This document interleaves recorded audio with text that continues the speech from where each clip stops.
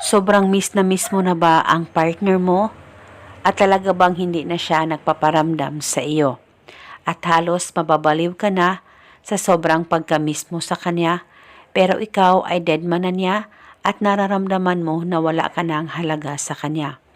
Ngayon, may ituturo ako sa inyo na napaka-epektibong ritual upang siya na naman ang mababaliw sa sobrang pagka-miss niya sa iyo pagkatapos mong gawin ang ritual na ito.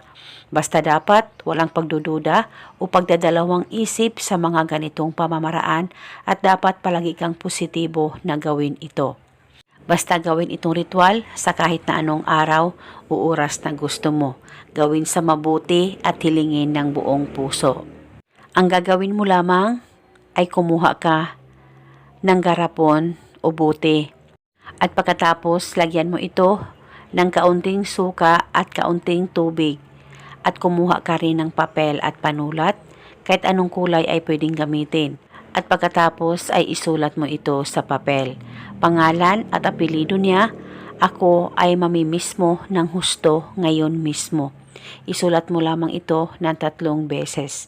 At pagkatapos mo na itong masulat, tupiin ang papel at ilagay o isilid mo ito sa bote o sa garapon na inihanda mo. At pagkatapos ay hawakan mo muna saglit ang ritual, pakaisipin mo siya ng mabuti, mag-focus at mag-concentrate ka at banggitin mo lamang ang nakasulat sa papel ng 3 beses.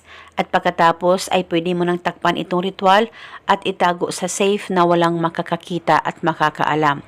Itago ito pang matagalan at pwede mo ito bulungan paminsan-minsan kung may time po kayo.